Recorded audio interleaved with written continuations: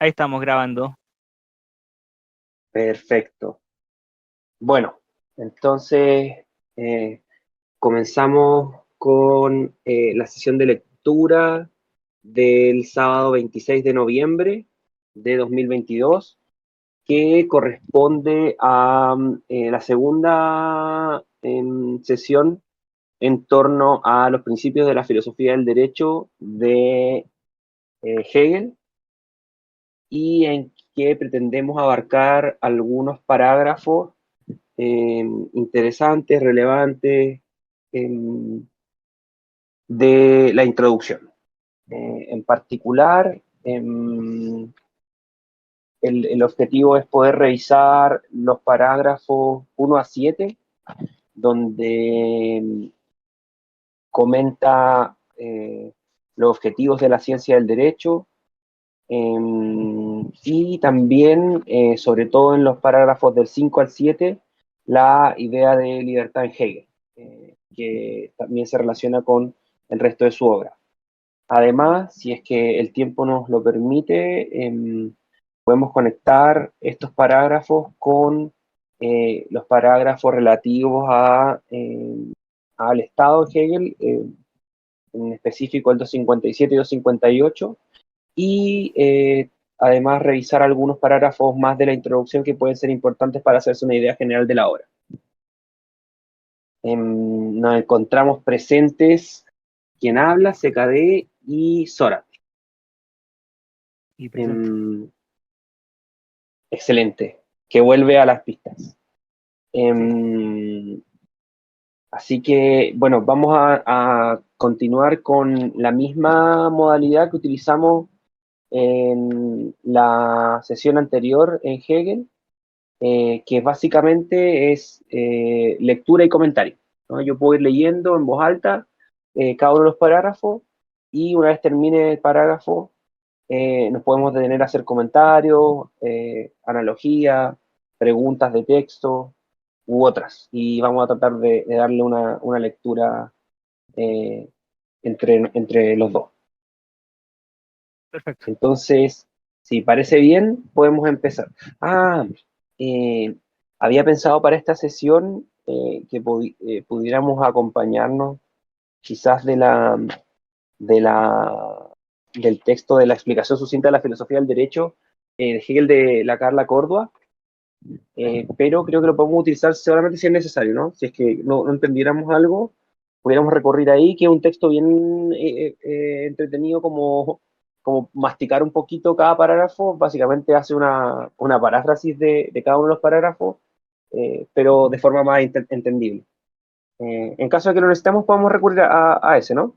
Ya, pues Creo que sí, sería sí, sí, si sentimos que estamos puro cuenteando, vayamos a eso. ya, ya, Ok, perfecto. Entonces voy a comenzar con la lectura del primer parágrafo de la introducción, dale. ¿ya? Ya. Ok. Parágrafo primero. Dice: la ciencia filosófica del derecho tiene por objeto la idea del derecho, es decir, el concepto del derecho y su realización. Observación: la filosofía trata con ideas y no con lo que suele llamar meros conceptos.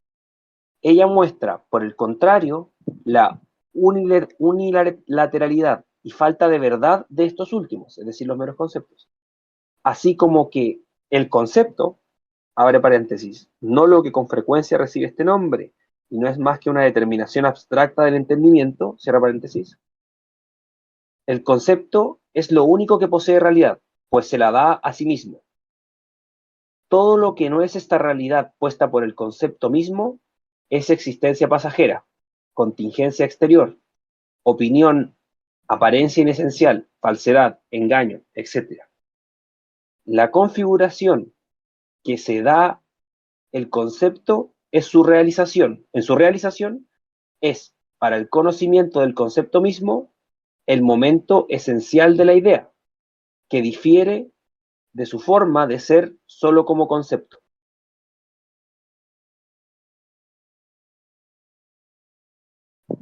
Bueno, eh, podemos ayudarnos un poco nosotros estamos utilizando la traducción de Vermal, que contiene algunos agregados que no son propiamente, según entiendo, no son necesariamente de Hegel, sino que de algunos estudiantes. Sin embargo, son bien explicativos y ayudan harto a la lectura o interpretación, aunque no hay que fiarse tanto de ello como fuente originaria, digamos. Podríamos leer el agregado y luego comentar este parágrafo. ¿Te parece? Sí, sí. Si quieres leo Ya. yo. Como tú quieres, yo no tengo problema. Ya, Vamos un parágrafo cada uno. Y ya, tú lees el dale. siguiente. Ok, dale tú. Ya. Agregado.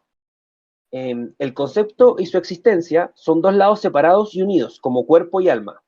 El cuerpo es la misma vida que el alma, y sin embargo, se los puede nombrar como si estuvieran uno separado del otro. Un alma sin cuerpo no sería algo viviente, y viceversa. Del mismo modo, la existencia del concepto es su cuerpo, que lo mismo que éste obedece al alma que lo produjo. El germen tiene ya en sí el árbol y contiene toda su fuerza, aunque todavía no es el mismo. El árbol corresponde completamente a la simple imagen del germen. Si el cuerpo no corresponde al alma, resulta algo miserable. La unidad de la existencia y del concepto del cuerpo y el alma es la idea. Ella no solo es armonía, sino perfecta compenetración. Nada vive que no sea de alguna manera la idea.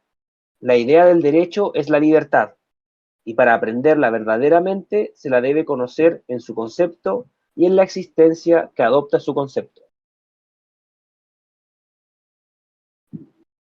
Ya, ahora Ok. sí. ¿Puedo decir Em, algo yo? No, Dale, comienza, perfecto. ya, o sea, partimos con,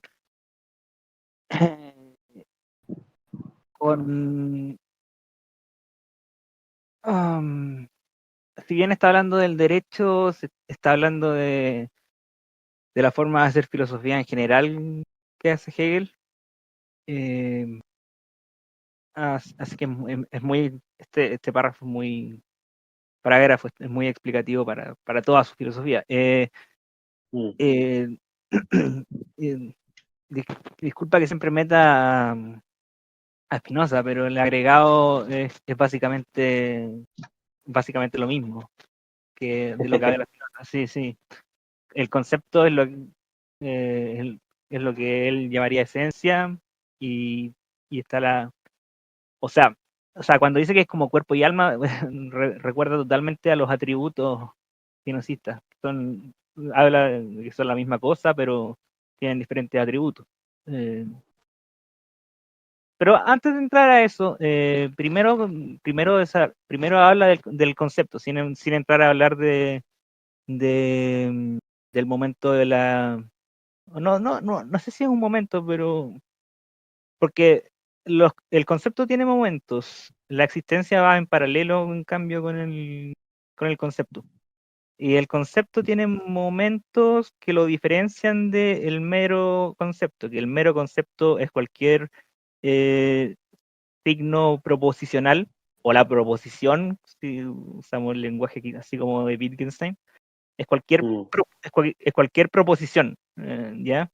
Eh, a Hegel no le satisface esto, obviamente, porque eso es como el concepto en sí o para nosotros, o sea, como lo entendemos unilateralmente, sino que obviamente tiene que ir desarrollándose el concepto a través de toda la famosa dialéctica hegeliana, que, mm. que no es tesis, antítesis, síntesis, sino que, bueno, un montón de negación de esto y esto otro, etcétera, etcétera. No voy a poner a hablar de eso ahora. Pero bueno, el concepto del derecho se alcanza solo a través de este proceso. Y por otro lado, para llegar a la idea, que la idea es lo absoluto aquí, ¿no? Por otro lado, necesitamos la existencia, que no es, eh, que no puede ser existencia sin nada. La existencia sin el concepto es lo que llama contingencia, falsedad, engaño, etc. Claro, claro. Entonces ya vimos que el concepto no es el mero concepto, sino que es un desarrollo dialéctico, y por otro lado, el otro atributo que tiene es que tiene que realizarse en el mundo. Y al parecer, por lo que estoy entendiendo de esta primera parte, hay un concepto de derecho, pero cuando se hace idea se vuelve libertad. O sea, no existe como el derecho como idea, sino que cuando se realiza es libertad. Mm, La idea del derecho es libertad. Así entiendo, es lo que entendí.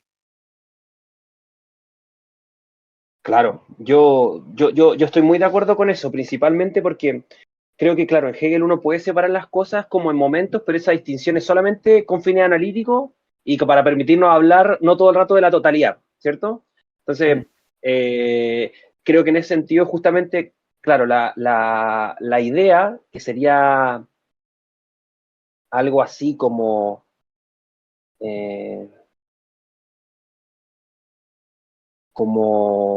para ponerlo en estos términos, ya la síntesis, ¿cierto?, de esta relación que sería dialéctica, porque no es solamente pura negación, ni puro particular, sino que la superación de eso se encuentra precisamente, claro, en el derecho. Porque el derecho, a su vez, es la libertad en tanto idea. Estoy de acuerdo con eso. Creo que, bueno, yo quería, por eso mismo quería que leyéramos también el 257, porque ahí se muestra esto, pero avancemos en los otros parágrafos y después lo mostramos para ver que en el fondo va por ahí cómo lo piensa Hegel.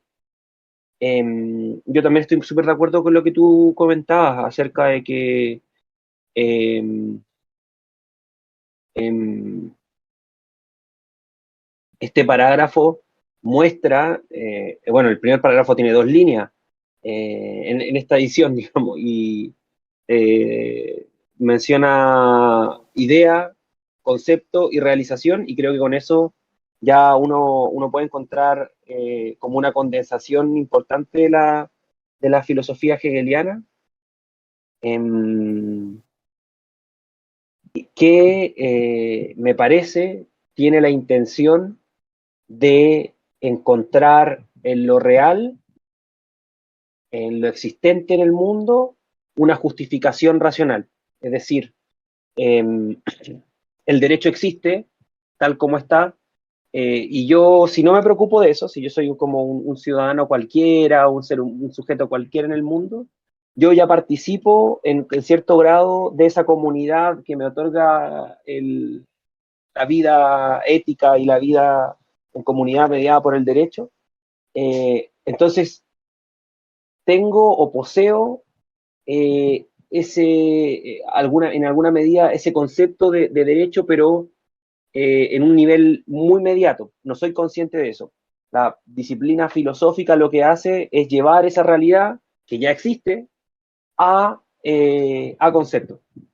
Entonces, en el fondo, la idea de Hegel, según puedo leer, es llevar a concepto aquello que ya es real y demostrar, y eso es lo que va a tratar de hacer a través de este texto, demostrar cómo llega en el fondo a realizarse ese concepto, que tiene distintos momentos y mediante los cuales se van mostrando sus momentos límites y pasando a otros, ¿no? Pero creo que por ahí va la operación, ¿no? En la sesión anterior leíamos esta frase que está al final del prólogo, que es lo real es racional y lo racional es real.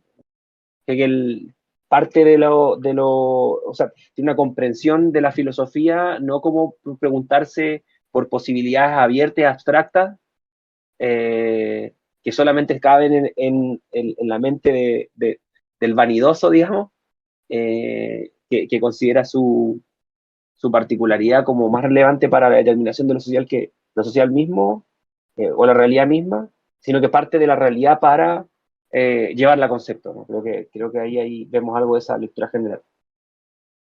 Eso creo que podría decir. Y que entonces esta obra nos va a estar mostrando todo el rato, o sea, lo que se va a tratar es de ver el derecho como concepto y de cómo eso se va realizando. Perfecto, Eso. perfecto. Sí, sí, sí. Eh, Yo que, que- o sea, es un círculo. Eh, de momento puede que realidad, perdón, no una realidad, sino que haya una existencia que requiere de concepto. O sea, que haya una existencia primero, así como puede ser que haya un concepto primero, que no haya llegado a realizarse en una existencia. O sea, creo que puede ir por los dos lados, ¿no? mm. Pero abstractamente, ¿no? ¿Cierto? O sea, pensando como en abstracto, ¿no? Sí, sí, sí, como en la analítica. Claro, claro, de forma analítica. Creo que, creo que analítico es un buen adjetivo para pensar esto, ¿no? Como para decir, bueno, estoy separando solamente para fines analíticos, como, aunque la realidad no sea así, porque la realidad en Hegel es más compleja y móvil. Em, Sí, sí, sí, usar la palabra realidad aquí es peligroso, por eso hay que usar concepto y existencia, y realidad es un atributo como para, para elevar a su verdad cada una de esas cosas. Pero mm, sí, claro, que es ambas, ¿no? No es una por cada. Existencia y sí, sí, tiene razón. Creo que es la mejor vía terminológica para expresar lo que quiere decir. Em, sí, bueno, creo que podemos seguir porque vamos a irnos topando con esto.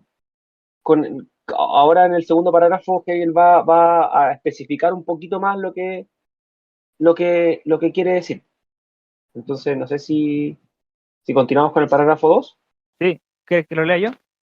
Bueno, Ya, un poquito más. parágrafo 2. La ciencia del derecho es una parte de la filosofía. Debe, por lo tanto, desarrollar a partir del concepto la idea como aquello que constituye la razón de un objeto, o lo que es lo mismo, observar el propio desarrollo inmanente de la cosa misma. Por ser una parte, tiene un punto de partida determinado, que es el resultado y la verdad de lo que precede, y que constituye lo que se denomina demostración del mismo. El concepto del derecho queda, pues, en cuanto a su devenir, fuera de la ciencia del derecho. Su deducción está aquí supuesta y el concepto mismo debe aceptarse como dado. Observación. Según el método formal no filosófico de las ciencias, lo primero que se busca y reclama para tener por lo menos la forma exterior de lo científico es la definición. Por otra parte, esto no puede servir de mucho a la ciencia positiva del derecho, que se ocupa principalmente de indicar qué es el derecho, es decir, cuáles son las determinaciones legales particulares. Es a causa de esto que se dijo a modo de advertencia, omnis definitio iure civili periculosa.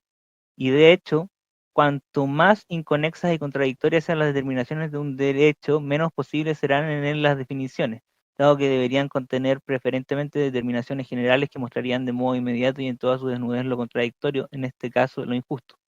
Así, por ejemplo, para el derecho romano no sería posible ninguna definición del hombre, pues se podría subsumir en ella al esclavo, cuya condición es, por el contrario, ofensiva para aquel concepto. Del mismo modo, en muchos casos resultaría peligrosa la definición de la propiedad y propietario. La deducción de la definición se hace, por ejemplo, a partir de la etimología, tendiendo generalmente a abstraer de los casos particulares y a colocar como fundamento el sentimiento y la representación de los hombres. La corrección de la definición se mide entonces por la adecuación con las representaciones existentes. Con este método se deja de lado lo único científicamente esencial. En cuanto al contenido, la necesidad de la cosa en sí y por sí misma, en este caso el derecho, y en cuanto a la forma, la naturaleza del concepto. En el conocimiento filosófico, por el contrario, La necesidad de un concepto es lo principal, y el camino que se presenta como el resultado de su devenir constituye su demostración y deducción. Si el contenido es por sí necesario, el segundo paso consistirá entonces en buscar qué le corresponde en la representación y el lenguaje, el modo en que este concepto es por sí en su verdad y el modo en que está en la representación. No solo pueden, sino que también deben ser distintos en cuanto a su forma y su configuración. No obstante, si la representación no es también falsa en cuanto a su contenido, se puede perfectamente mostrar cómo el concepto está incluido y presente en ella de un modo esencial. En otras palabras, la representación puede ser elevada a la forma del concepto, pero no puede ser de ninguna manera medida y criterio del concepto, por sí mismo necesario y verdadero, sino que, por el contrario, debe tomar de éste su verdad y rectificarse y conocerse a partir de él. Pero si aquel modo de conocimiento con su formalismo de definiciones, silogismos y demostraciones ha más o menos desaparecido, ha sido sin embargo reemplazado por otro procedimiento aún peor, que consiste en captar y afirmar inmediatamente cualquier idea y con ello también la idea del derecho y sus determinaciones ulteriores como hechos de la conciencia y en hacer del sentimiento natural o exaltado del corazón y del entusiasmo una fuente del derecho. Si este método es el más cómodo, también es el más antifilosófico, para no mencionar aquí otros aspectos que no se refieren meramente al conocimiento, sino inmediatamente a la acción.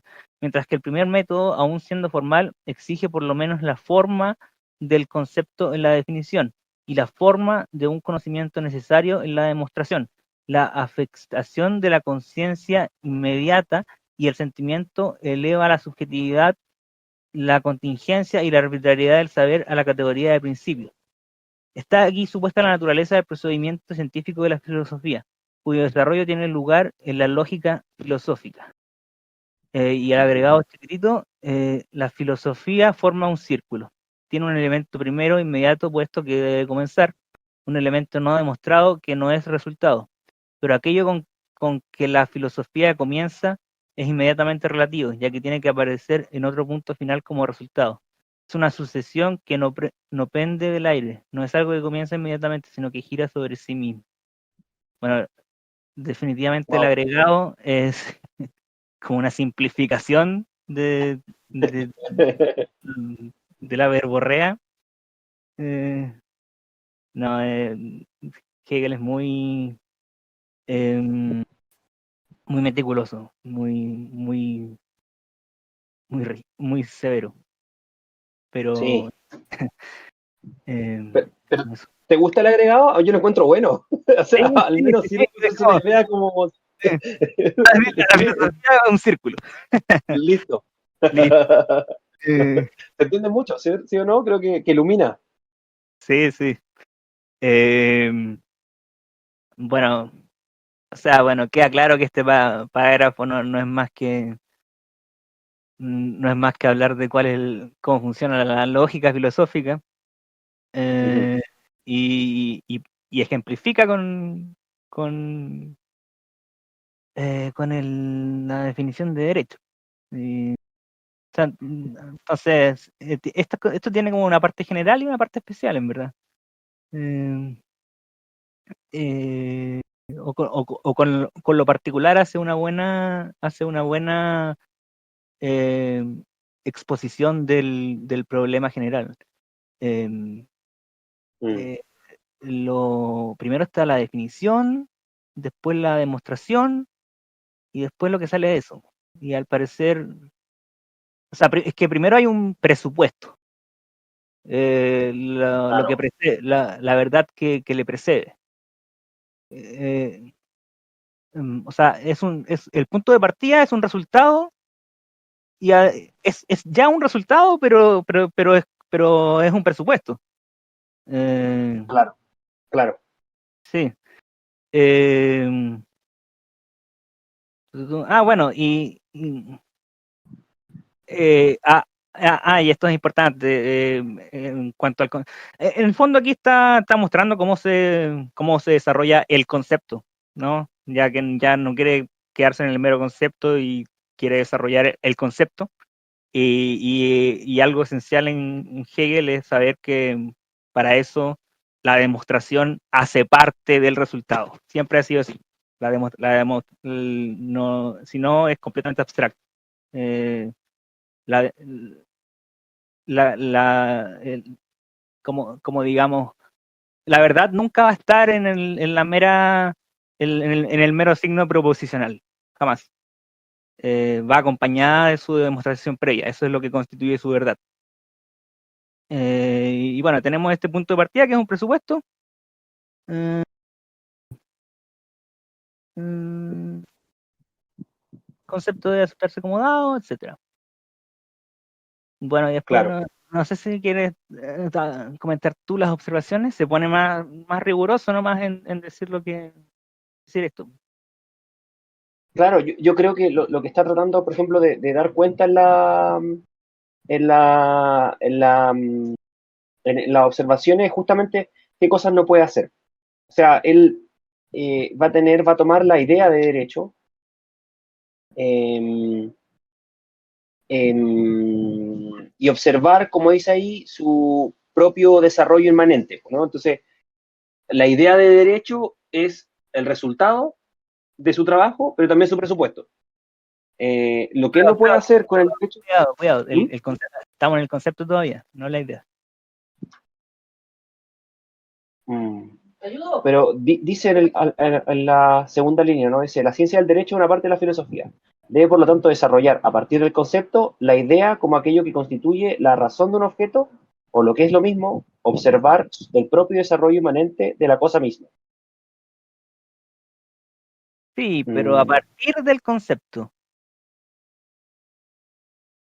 claro, sí, tienes razón. Sí, tienes toda la razón. Por ser una parte, claro, tiene un punto de partida. Porque después porque ya punto por punto seguido y nos quedamos el punto seguido de la tercera frase, el concepto del derecho queda pues en cuanto a su venir fuera de la Sí, ciencia del derecho. O sea, la ciencia del sí, derecho es la realización, pero tenemos antes nos está hablando del concepto de derecho, que está fuera porque es un presupuesto, creo, no sé. claro, perfecto. Sí, sí, sí, sí, sí. Bien, bien, estoy muy de acuerdo con lo que estás diciendo. Muchas gracias por la observación.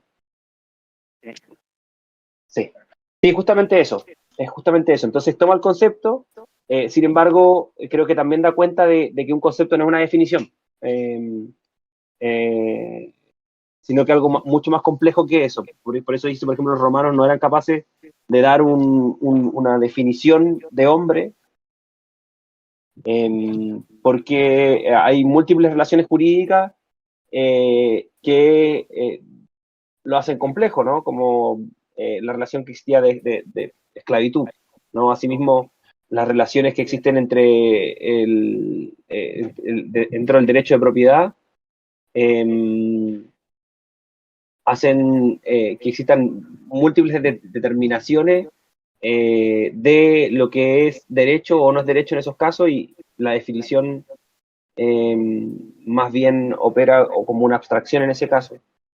Eh, por eso creo que la lógica filosófica que plantea Hegel en este parágrafo tiene que necesariamente partir del concepto eh, para luego ir explicitando cómo se llega hasta ahí. Pero no parte, por ejemplo, no sé, por mis clases de derecho comercial partían siempre de definiciones de las cosas. Pero eso no era un razonamiento filosófico, sino que trataban de darte como un criterio general y luego habían siempre excepciones a eso y contraexcepciones y bueno, en eso nos quedamos, pero lo que era Claro, más bien era una caracterización general de ciertas cuestiones, desde punto no encontrar como, no elevarlo a concepto, ¿cierto? No estaba pensando filosóficamente, no estaba simplemente subsumiendo varios casos en una definición. Creo que ahí hay una sí, diferencia. sí, ahí tenemos algo que, que para los profesores de derecho es científico, pero para Hegel no es científico, que es Claro, que es para los profesores de derecho basta con agarrar estos casos y la abstracción mayor o sea, y construir con la abstracción mayor algo que los agarra a todos. Pero cuando hace eso van a haber excepciones. Y desde el momento en que hay excepciones que te dicen, no, no, no, esto no es científico. ¿Y por qué es? Por el método que usaste, ir agarrando contingencias, una tras otra. Claro, claro, claro. Creo que justamente contra eso se está distanciando Hegel de eso. Y bueno, también de las otras cuestiones que definirían al derecho como una cuestión a partir del sentimiento, ¿cierto? Ahí como que les da duro nomás. Sí, sí. Em, pero sí, pues todo al menos estos primeros parágrafos están funcionando muy como una introducción filosófica general, a partir de lo cual explica lo que es la filosofía, en relación con el derecho, pero podría ser otras cosas, ¿no? Es cierto eso. Em, Podemos pasar al siguiente parágrafo. Sí, creo que podemos especificar más aquí, pero sería contra los objetivos de hablar de la filosofía del derecho. No, no vamos a hablar tanto de la lógica hegeliana, ¿no? O sea, A mí me parece, me parece. Creo que sí nos podemos meter como para los intereses del grupo, podemos detenernos harto en los del 5 al 7, que ahí está la idea de libertad, o la noción de libertad en Hegel, para no utilizar su propio vocabulario. Eh, Mira, este parágrafo, el que viene ahora, el tercero, no es tan largo, es bastante, igual es largo el parágrafo sí mismo para en comparación con otros, pero lo que a mí me complica es que la observación es enorme y es un gran recorrido, em, que no sé si vale tanto la pena revisar. no, no, no, no, no lo hagamos. Ya podríamos partir, solamente leer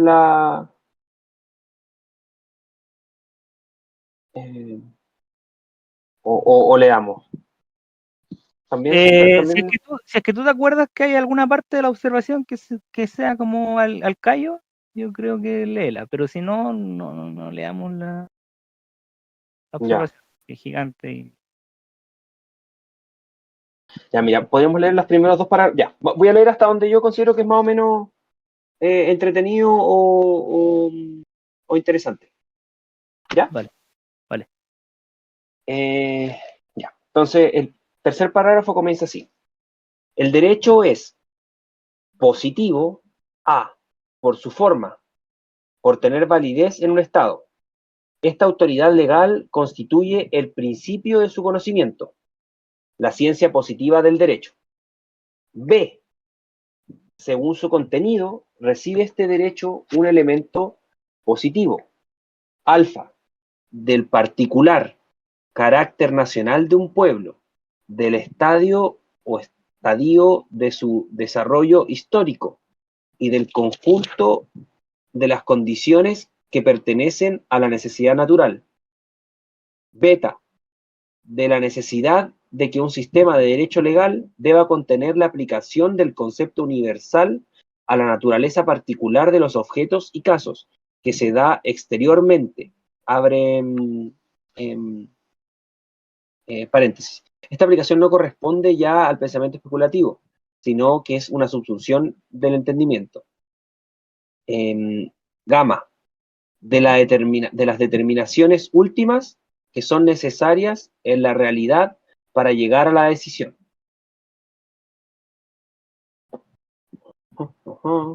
Bueno, lo que observa un poco en este parágrafo es formas distintas de llamarle derecho positivo al derecho positivo, ¿no? Como a partir de su forma y de su contenido. Y en la observación especifica un poquito acerca de esto. Me voy a leer un par de parágrafos, son un par de párrafos. Observación. Cuando al derecho positivo, perdón, y a las leyes se oponen el sentimiento del corazón, las inclinaciones y el arbitrio, no será la filosofía quien reconozca tales autoridades. Que la fuerza y la tiranía puedan ser un elemento del derecho positivo es para él contingente, y no pertenece a su naturaleza. Más adelante, en los parágrafos 214 y 200, entre 211 y 214, se señalará el momento en que el derecho tiene que volverse positivo. Ahora solo se mencionan las determinaciones que entonces se obtendrán para señalar los límites del derecho filosófico, y de este modo descartar la eventual representación o incluso exigencia de que su desarrollo sistemático debiera surgir, de su desarrollo sistemático debiera surgir un código positivo como el que necesita cualquier Estado real. Sería un gran equívoco suponer que porque el derecho natural o el derecho filosófico son diferentes del positivo, deben ser opuestos o antagónicos. Por el contrario, aquel mantiene con este la misma relación que las instituciones con las pandectas. Respecto del elemento histórico en el derecho positivo, mencionado al comienzo del parágrafo, Montesquieu ha sostenido la verdadera perspectiva histórica, el auténtico punto de vista filosófico, al expresar que la legislación en general y sus determinaciones particulares no deben considerarse en forma aislada y abstracta, sino como momentos dependientes de una totalidad, en conexión con todas las restantes determinaciones que constituyen el carácter de una nación y de una época. En este contexto alcanzan su verdadera significación y con ella su justificación. La consideración del surgimiento y desarrollo de las determinaciones del derecho, tal como aparecen en el tiempo, esta preocupación puramente histórica, así como el conocimiento de sus razonables consecuencias, que nace de la comparación con relaciones jurídicas preexistentes, tienen dentro de su propia esfera su mérito y su dignidad. No constituyen, sin embargo, una consideración filosófica, dado que el desarrollo según razones históricas no se confunde con el desarrollo según concepto, y la explicación y la justificación históricas no pueden ser ampliadas hasta alcanzar el significado de una justificación válida en y por sí. Esta diferencia, que es muy importante y debe ser mantenida, es al mismo tiempo muy evidente, muy evidente. Una determinación jurídica puede ser perfectamente fundada y consecuente respecto de las circunstancias y de las instituciones jurídicas existentes, y ser, sin embargo, en sí y por sí injusta e irracional. Tal es el caso de numerosas determinaciones del derecho privado romano que se desprenden de manera totalmente consecuente de las instituciones tales como la patria potestad y el matrimonio romanos. Pero aunque las determinaciones jurídicas fueran justas y racionales, es algo totalmente distinto probarlo, lo cual solo puede ocurrir de un modo verdadero por medio del concepto, que exponer su surgimiento histórico y las circunstancias, casos, necesidades y acontecimientos que han llevado a establecerlo. Semejante mostrar y conocer, pragmático, a partir de causas históricas próximas o remotas, se denomina con frecuencia explicar, o aún mejor, concebir, creyendo que con esta demostración de lo histórico se ha alcanzado todo o más bien lo esencial, lo único que importa para concebir la ley o la institución jurídica, pero con esto, en realidad, ni siquiera se ha mencionado lo verdaderamente esencial, el concepto de la cosa. Creo que más o menos con eso captamos un poco lo que quiere mostrar, ¿no? Que básicamente, claro, es distinguir la justificación histórica positiva de la ley de la justificación filosófica. Ajá. O sea, y bueno, nuevamente nos encontramos con que el concepto no se, no se puede adquirir a partir de las contingencias. Eh, o sea, yo me quedo o sea, esto es para analizarlo para largo, pero para partir, me quedo con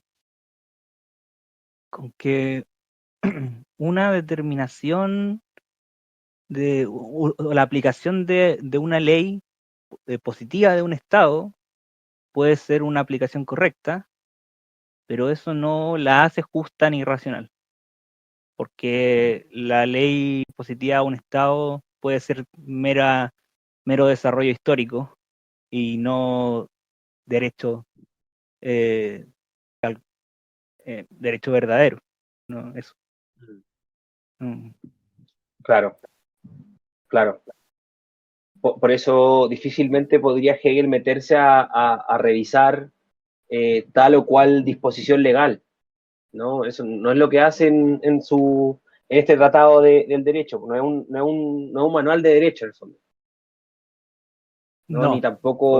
Ni tampoco revisa, por ejemplo, eh, el esquema de funcionamiento del derecho en términos de la validez de las normas, que sí hacia el final en el Estado revisa un poco más ese tipo de cosas, pero no estaba pensando en esos términos.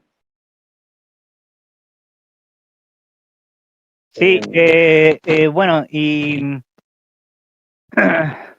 ya ahora después de haber leído la observación entiendo el parágrafo 3, o sea, el derecho es positivo, em, y o sea, por oposición a natural, eh, Ujú, por, por tener, ya, bueno, por la forma, por tener validez en un estado, eso se entiende. Y ahí, según su contenido, ahora lo entiendo. Por el carácter nacional e histórico, ¿ok? ujú. Es un momento histórico, el derecho positivo que genera cualquier Estado, eh, mm, de la necesidad o sea, bueno, aplicación de un concepto universal, que aquí sería un mero concepto. Para Hegel, cuando dice concepto universal, aquí no es el concepto, sino que es un mero concepto, a Claro, cosas exteriores, ¿ya? Eso se hace, aplicación. Y por último, eh, como las fundamentaciones de las sentencias, ¿no? Cómo se llega a las decisiones. claro, Eh, claro, que también formaría parte del derecho sí, positivo.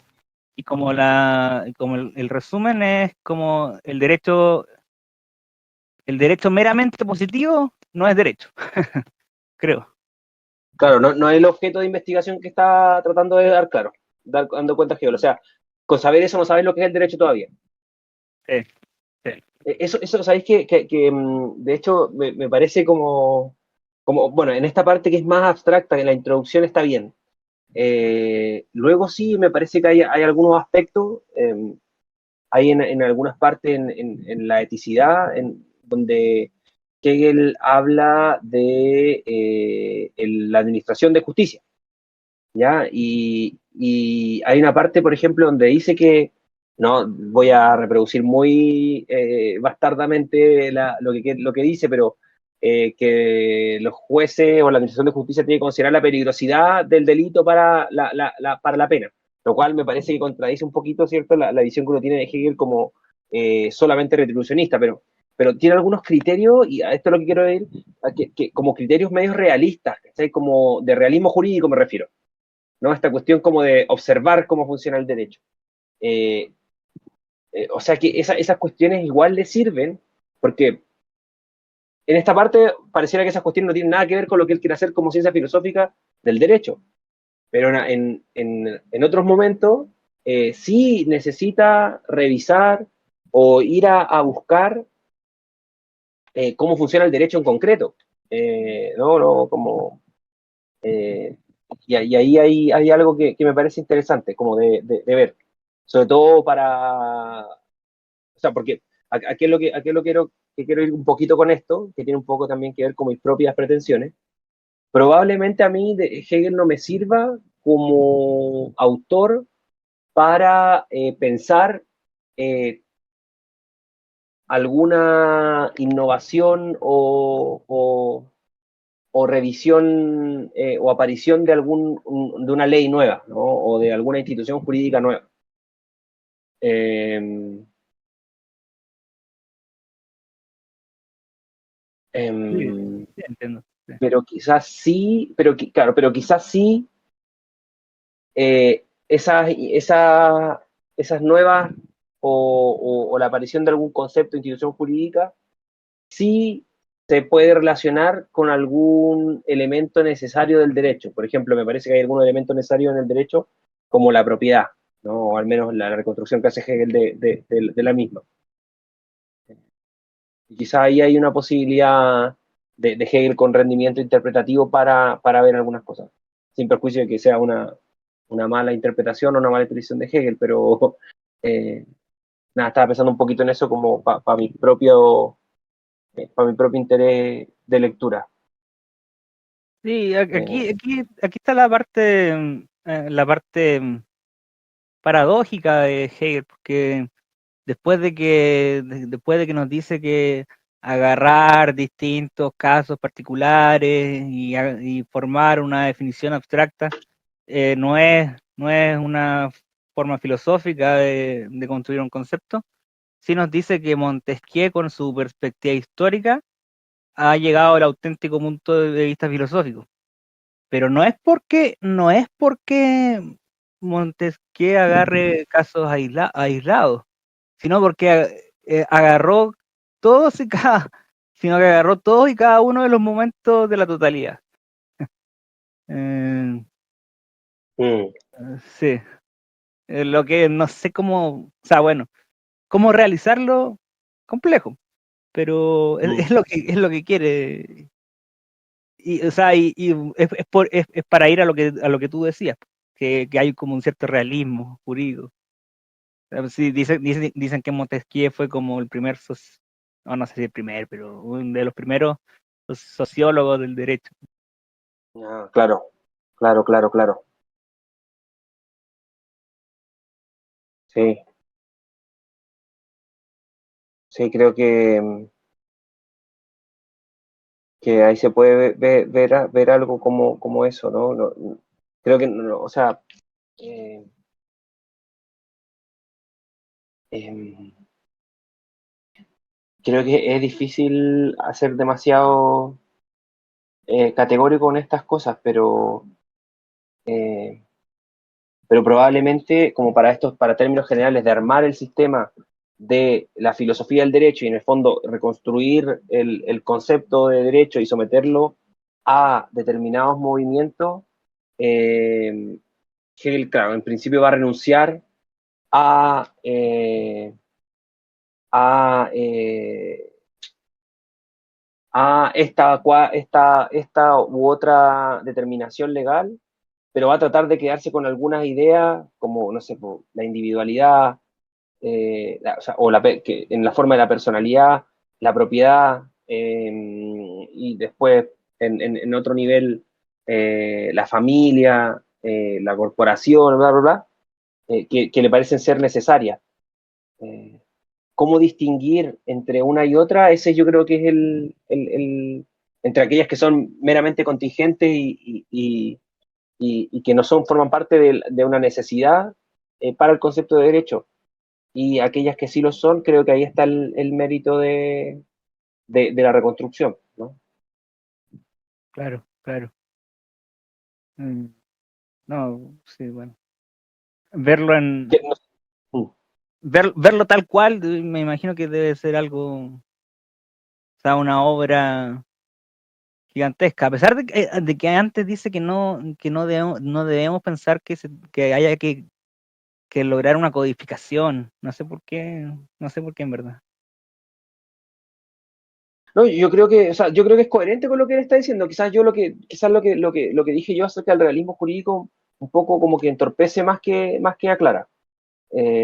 Sí creo que hay partes donde él se va a meter a decir cositas como más particulares, ¿sí? Porque quizás por alguna, también porque él en el fondo está haciendo una reconstrucción muy acabada de cada cuestión, pero me parece que la intención es generar este, este marco general que permita comprender el derecho existente como una cuestión racional, como un fenómeno racional.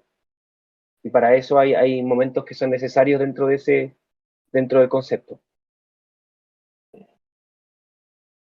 Sí, creo que hasta por ahí lo que podría decir, porque no me costaría profundizar más. Lo que me das cuenta de que hay muchas cosas que no entiendo todavía de este texto. Sí, Eh, no sé, bueno, es complicado. Supongo que habrá que leer la ciencia de la lógica para entender bien cómo funciona esto. Mm. claro, sí, sí, sí, es parte de eso. Yo también creo eso, o para entender mejor. Pasemos al parágrafo cuarto. Cuatro. Sí, Ahora se pone yo creo que se pone un poquito más entretenido porque Del 4 al 7 vamos a estar hablando de un mismo tema y este creo que es importante también para los fines del grupo de lectura. Ya, démosle a paso firme aquí. Oye, antes, para terminar las 9, me van a llamar. Así ¿Cómo? no, que me van a llamar a las 9, así que démosle a paso firme. Ah, sí, sí, sí. No, si la idea es que terminemos a las 9 máximo. Ya, Tratemos de terminar mucho antes de las 9. 10 ya, minutos antes paramos. ¿Ya? ya. Em, No, a las 9 en punto está es- bien. Si no- ya, ya, ya. perfecto. Leo yo este. Ok. A ver, ¿la observación es larga? Sí, pero no tanto. Creo Ya, que es legible. voy a leer hasta que sienta que aclaro cosas. Ya, pues. Dale nomás. El terreno del derecho es lo espiritual. Su lugar más preciso y su punto de partida es la voluntad, que es libre, de modo tal que la libertad constituye su sustancia y determinación. El sistema del derecho es el reino de la libertad realizada, el mundo del espíritu que se produce a partir de sí mismo como una segunda naturaleza. Observación. Respecto de la libertad de voluntad, se puede recordar cuál era anteriormente el modo de proceder del conocer. Se suponía la representación de la voluntad y a partir de ella se trataba de extraer y establecer una definición, a partir de diferentes sensaciones y fenómenos de la conciencia común, tales como el arrepentimiento, la culpa y otros similares que solo pueden explicarse si la voluntad es libre, se lleva a cabo la llamada demostración de la libertad de la voluntad, siguiendo los procedimientos de la vieja psicología empírica.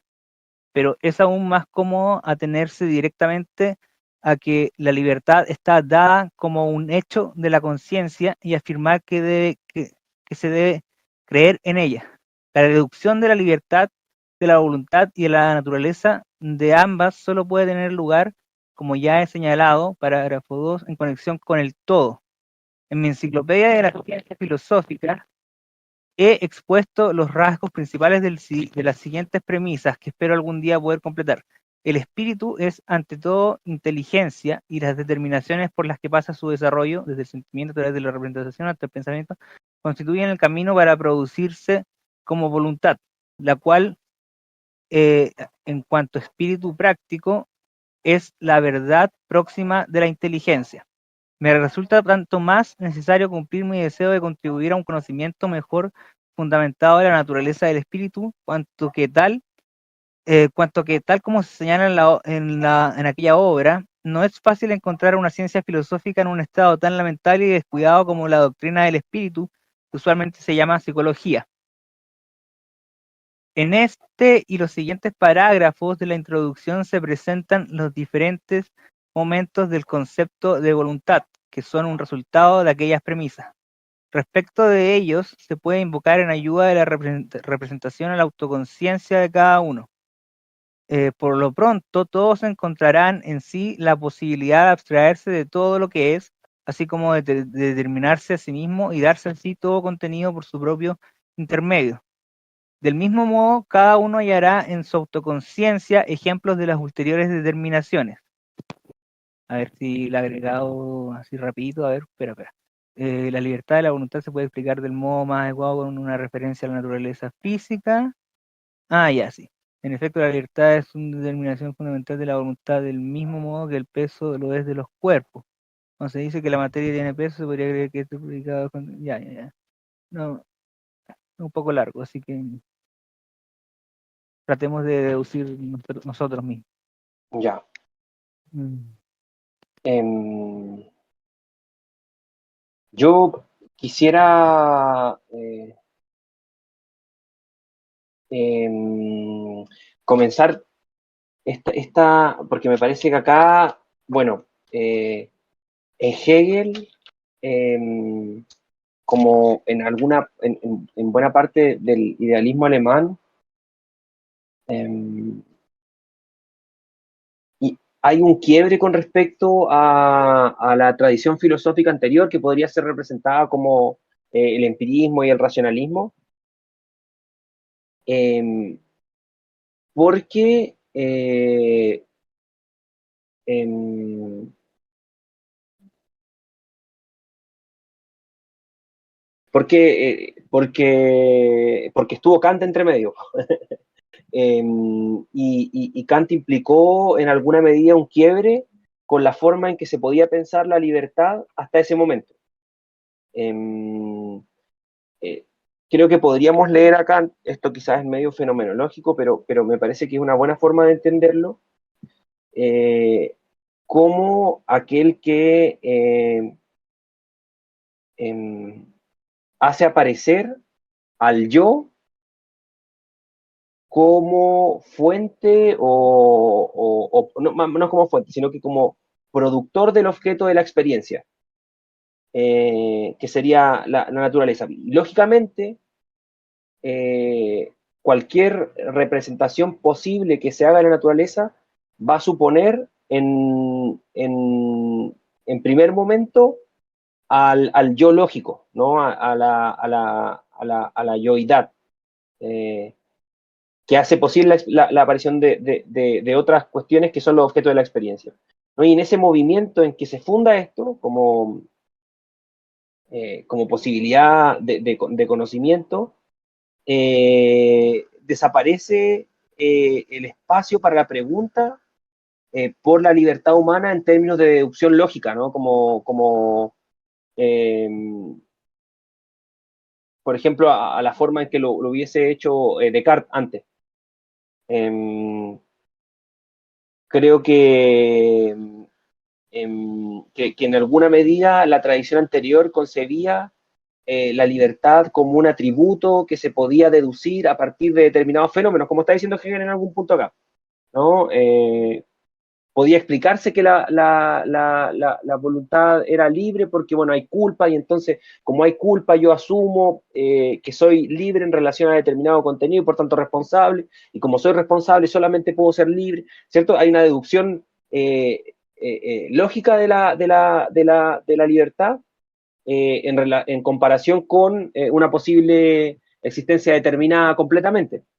Me parece que desde Kant en adelante ya no es, esa cuestión no es tanto una pregunta porque es el sujeto el que produce eh, la, eh, las apercepciones del mundo, o sea, del mundo quizás es mucho decir, ¿no? Pero el objeto de conocimiento. Y en ese sentido, la libertad, la razón y el yo mismo son sinónimos. Eh, y por eso está tan estrechamente ligado en este caso eh, la libertad y la voluntad. Eh, Acá en el agregado, el primer parágrafo es bien claro, ¿no? Como dice, la libertad de la voluntad se puede explicar de modo más adecuado con una referencia a la naturaleza física. En efecto, la libertad es una determinación fundamental de la voluntad del mismo modo que el peso lo es de los cuerpos. Es decir, no hay peso sin cuerpo, no hay voluntad sin libertad, ¿no? Son cuestiones que son consustanciales, ¿no? Forman parte de lo mismo. ¿No? Un poquito más abajo que dice, lo mismo ocurre con la libertad y la voluntad, pues lo libre es la voluntad. Voluntad sin libertad es una palabra vacía y a su vez libertad solo es real como voluntad, como sujeto. Me parece que ahí hay algo que es compartido en algún punto tanto con Kant y con Fichte, cuya referencia solamente conozco a través de otros, y los parágrafos que vienen va a empezar a separarse también un poco de ellos, porque en Hegel hay también un cuestionamiento de una lógica más inmóvil que se asegura a sí misma, ¿no? Hegel está esta cuestión del movimiento a través de pensar el principio de no contradicción de una manera distinta, de forma tal que le permita pensar el movimiento y el cambio, no solamente la identidad consigo misma, ¿no? Quizá eso lo podemos especificar más adelante, eh, pero eso me parece que entrega este parágrafo, ¿no? Acá hasta aquí tengo un punto en común con quienes me antecedieron, eh, que nos separamos de alguna tradición más dogmática anterior, eh, pero ahora voy a empezar a especificar, ¿no? Por eso me parece que el 5, 6 y 7 son fundamentales para entender este texto. Eso podría aportar para la lectura de este parágrafo. Ya. Eh, sí, sí, sí, sí, sí. Quisiera decir algunas cosas en las que recojo lo que tú has dicho y agregar un poco de mi cosecha en el sentido de lo que yo he leído, los autores que yo he leído. Ya, pues. Eh, eh, sin Kant, sin Kant, este parágrafo no sería posible. Eh, am, Tomemos sobre todo el caso de... ¿Me escucho bien, verdad? Perfecto, sí. Sí. Tomemos de partida el caso de Spinoza. Spinoza en el libro segundo de la ética eh, eh, sentencia al final de ese que la voluntad, que lo que se llama abolición no existe. No existe tal cosa. Ajá, Lo único que hay es falta de entendimiento de las causas, pero todo es causa y efecto. Y está desde la causa de sí de la sustancia. claro. Cada una de las modalidades de la sustancia ya están determinadas desde el principio y no existe tal cosa como una voluntad libre. Es una idea, lo que Spinoza llama una idea, eh, bueno, una idea racional o confusa, más que nada. Eh, Ujú. en, en cambio, cuando se va a descubrir, la única forma de libertad, entre comillas, para él es ir entendiendo las causas. Bueno, Hegel lo que quiera, para Hegel esa no es una voluntad libre. O sea, para Hegel tiene que haber una segunda naturaleza. ¿Qué es esa segunda naturaleza? La posibilidad de un deber ser. En Spinoza, su ética no es una ética, porque no hay un deber ser, está todo determinado. No existe tal cosa como ética, solo hay, bueno, y a lo más hay para el entendimiento e imperativos hipotéticos, digamos. Pero, Mm. eh, ¿qué es lo que no entendía? Y aquí voy a usar Schopenhauer, ¿qué es lo que no, porque Schopenhauer directamente usa Kant, ¿qué es lo que no entendía Spinoza? Es que hay un reino de la cosa en sí y un reino de los fenómenos. Pues Spinoza solo agarraba los fenómenos, no entendía que existía una cosa en sí que, que, que no está, que no es, que según Schopenhauer no obedece al principio de razón suficiente, o a cualquiera de las formas del principio de razón suficiente, que una de ellas es la causalidad, y otra son los motivos en la voluntad. Bueno, Schopenhauer separa la voluntad la voluntad de la cosa, que es la cosa en sí, kantiana. O sea, él dice que la cosa en sí kantiana es la voluntad, que se determina de tal o cual manera, sin porque sí nomás, porque él lo lleva a las ideas platónicas, pero bueno, es, y tiene la libertad de determinarse. Sin embargo, existe la voluntad como al mismo tiempo fenómeno. O sea, que pareciera que se puede explicar por el principio de razón suficiente. Eh, y bueno, esa es la gran paradoja. ¿Cómo puede haber voluntad si está todo causalmente determinado? Bueno, porque existe la cosa en sí. Y la voluntad es libre porque es la cosa en sí. Si voy a Schopenhauer. Para Hegel lo hace, esto lo hace eh, a- a- lo va descubriendo a través de la lógica, a diferencia de Schopenhauer que lo hace a través de la, de la metafísica o la ontología kantiana. Pero eso, Sí, sí. Claro, y además creo que creo que para Hegel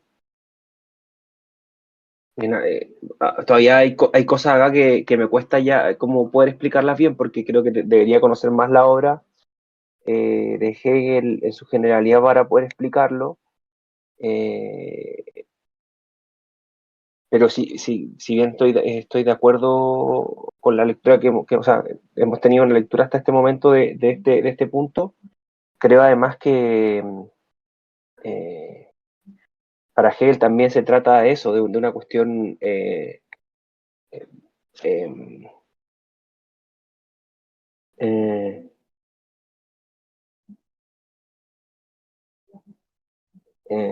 no, me cuesta verbalizarlo, pero eh, o sea, bueno, según entiendo, Hegel no va a compartir una de las diferencias que va a tener con Kant, va a ser esta distinción entre, no va a compartir la distinción entre fenómeno y nómeno, ¿no? O fenómeno y nómeno. No entiendo todavía bien cuáles son sus em, razones para eso, y en específico en el ámbito de la libertad, tampoco lo puedo comprender del todo bien, pero me parece que va por el lado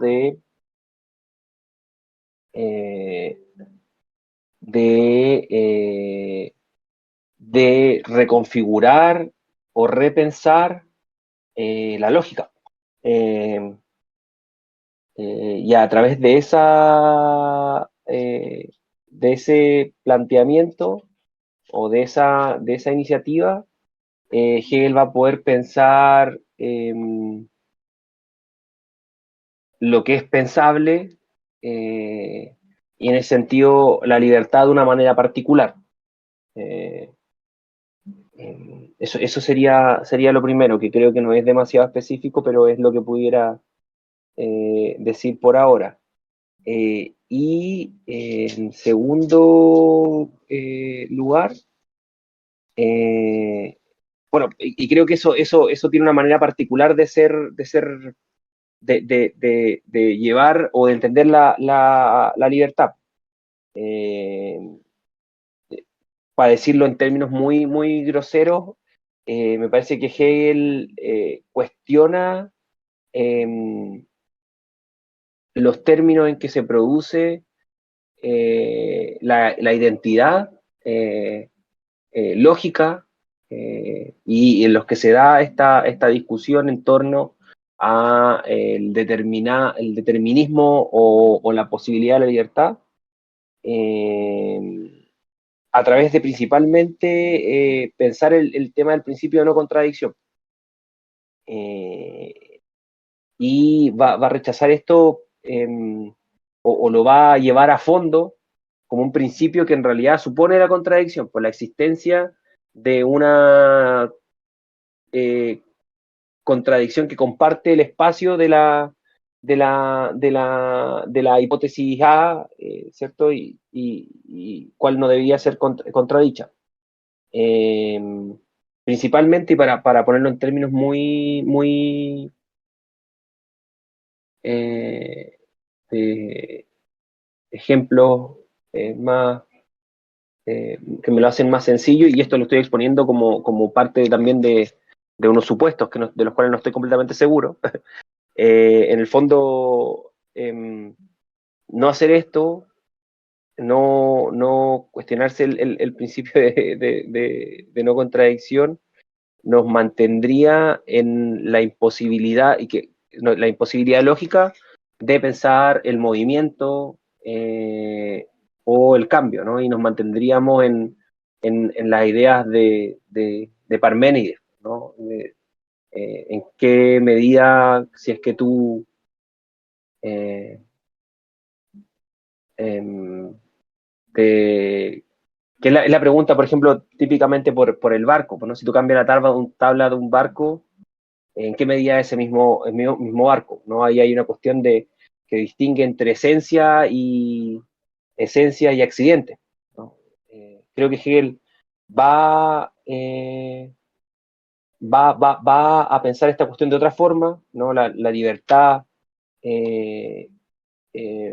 la va a entender de una manera distinta, más móvil. Encontré ahí una frase que usan en la lógica que me pareció bastante explicativa o ejemplar, que decía que el hombre es animal y sabiendo que es animal, no es animal. Eh, Está bueno. y en el fondo, ¿qué sería, el hombre en este caso? O sea, es tanto animal como su negación de ser animal, porque se sabe que es un animal, pero también es ese antagonismo, pues no es ni uno ni lo otro, sino ambas. Esas tres cuestiones, ¿no?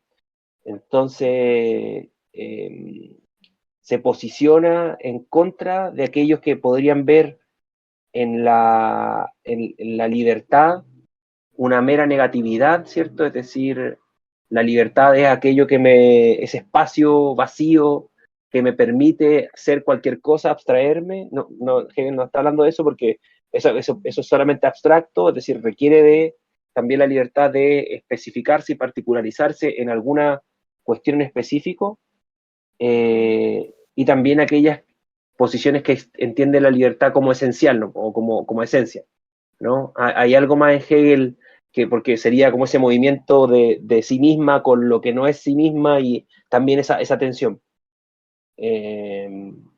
Pareciera que eso, como que se trata de una cuestión que existe en su relación con el mundo. Eso, y quisiera para aportar, y perdona que me tome tanto rato la palabra, pero quería justo meter un parágrafo que no es de los que estamos viendo ahora. Creo que vamos a alcanzar justo a ver algunas de esas cosas, pero es el 257, donde ya empieza a hablar del Estado. Como todo, como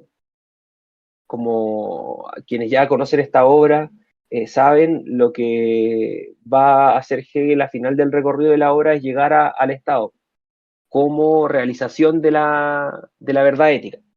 Este texto finalmente es en los principios de la filosofía del derecho, es una filosofía que busca juntar en el Estado la realidad ética también de una comunidad. Entonces cuando dice, en el parágrafo 4 dice, ¿cierto? El terreno del derecho es lo espiritual, su lugar más preciso y punto de partida es la voluntad, que es libre de modo tal que la libertad constituye sustancia y determinación, y el sistema de derecho es el reino de la libertad realizada, el mundo del espíritu que se produce a sí mismo a partir como una segunda naturaleza. Si nos fijamos en el parágrafo 257, que me gustaría leerlo, ahí ya, o sea, está todo el rato está hablando de lo mismo, lo que te prometió acá lo va a mostrar hasta cuando llegue a este punto, ¿no? En el 257 dice, el Estado es la realidad efectiva de la idea ética, el espíritu ético como voluntad sustancial revelada, clara para sí misma, que se piensa y se sabe, y cumple aquello que sabe precisamente porque lo sabe. En las costumbres tiene su existencia inmediata y en la autoconciencia del individuo, en su saber y en su actividad, su existencia inmediata. El individuo tiene a su vez su libertad sustancial en el sentimiento de que él es su esencia, su propia esencia, el fin y producto de su actividad. Y en el 258, solamente en el parágrafo dice, el Estado en cuanto a realidad de la voluntad sustancial, realidad que ésta tiene en la autoconciencia particular elevada a su universalidad, es lo racional en y por sí. Esta unidad sustancial es el absoluto e inmóvil fin último en el que la libertad alcanza su derecho supremo, por lo que este fin último tiene un derecho superior al individuo, cuyo supremo deber es ser miembro del Estado. Solamente quería plantearlo porque en el fondo, acá en el parágrafo cuarto, el mundo del espíritu se produce, que es el mundo de la libertad realizada, ¿cierto? O sea, el mundo de la libertad realiza libertad, que es como una segunda naturaleza, y esa libertad encuentra su máxima expresión en la figura estatal en este texto. Eso quería poner como, como, como Eh, punto de llegada, ¿no? O sea, o de meta, ¿no? perfecto. Ah, Sí, me iluminaste, la verdad, porque es poco riguroso que use Schopenhauer aquí, porque, porque Schopenhauer se agarra de Kant y le pone atributos a las cosas que hablaba Kant. O sea, y la voluntad libre puede ser pensada como tal por, por no, por haber una dualidad paralela de voluntad como cosa en sí, voluntad como fenómeno. Pero pero es mucho más riguroso lo que hiciste tú, que es por decirlo así, el desafío de Spinoza se supera de Spinoza y de Kant se, su- se, su- se su- eh, se supera no a través de, bueno, el desafío de Spinoza no se supera no recurriendo a Kant afirmándolo, sino que negando el tema de la cosa en sí a través de lo que tú dijiste, que es cuestionar el principio de no contradicción. Y yo creo que el principio de no contradicción se, se, se supera en la lógica cuando se da cuenta de que en muchos casos el concepto, como tú bien lo dijiste con el concepto de animal, eh, o sea, de ser humano como animal, etcétera, eh, la negación es un momento y para llegar a un resultado. Bueno, eso como primera observación, ¿no? Es mucho más riguroso lo que hiciste tú, o sea, eh, la voluntad es libre, eh, eh, agarrando y superando a Kant. No agarrando a Kant y afirmándolo tajantemente, ¿no? Como hace Schopenhauer, que no es lo que hace Hegel. Y lo último, o sea, y lo segundo, ya sí, me queda claro la relación entre este parágrafo y el del Estado. Y aquí donde me gustaría decir que, por ejemplo, nunca podría decirse que la realización del derecho es, ponte tú, el comunismo, porque el comunismo no se ha realizado en la Tierra. O claro, sea, claro, eh, claro, claro, claro, sí. entonces, eh, no, pues, la realidad del derecho, si tú estás diciendo derecho, o sea, ya tienes un concepto y tiene que tener, o sea, ya puede ser conceptualizable como tal, como concepto. Entonces ya puede, entonces también ya tiene una realidad. Eh, o sea, también ya tiene una existencia real, eso. Mm, Sí, po. De hecho, lo mismo comentábamos la sesión pasada Franza. con Ranza, sí. Como cuál es la posibilidad de pensar este tipo de cuestiones, ¿no? Por la superación del estado actual, no sé, desde una perspectiva de carácter revolucionario. Desde Hegel lo veo difícil hasta este momento, ¿no? Sí, sí, o Porque sea, está diciendo todo lo contrario, ¿cachai? Está diciendo no, po. O sea, el Estado es la libertad realizada, ¿cachai? Tengámonos a esto, no a lo que tú quieres imaginar como con tus caprichos individuales, ¿cachai? Como, eh, sí, habría que después leer cómo lee no sé, po, los hegelianos de izquierda esta cuestión. Pero hasta este momento, la lectura que nosotros podemos hacer, me parece que yo estoy de acuerdo contigo. sí, Eh, en el Estado encuentra el individuo su libertad, no en sí mismo. Eso también me parece que también es relevante. Pues la libertad se realiza eh, en cómo está, quizás realizar, es medio, pero en esa realidad mayor que el Estado. Ahora no sabemos si es que esto es una banalidad semántica o es algo más profundo. Porque podría como haber el superderecho y su Ah, realización en claro. el comunismo. Pero eso sería como hacer trampa, creo yo, ¿no? Sí. Lo que sí a mí bueno, esto lo comparto un poquito de las clases que he tenido de este texto, que lo estábamos leyendo con Juan Ormeño, y lo que me pareció interesante es que cuando Hegel llega a la idea de Estado, en los primeros parágrafos que tienen que ver con el Estado, o sea, él se puede distinguir entre Estado normal, así a secas, como más, y Estado político, que empieza después como, y el Estado político es el Estado como con instituciones, como cierto, el príncipe, la separación de poderes, pero antes, los primeros parágrafos donde está hablando de esto, es como un Estado más amplio, que es como, es el punto de llegada de la sociedad civil y las relaciones de familia, pero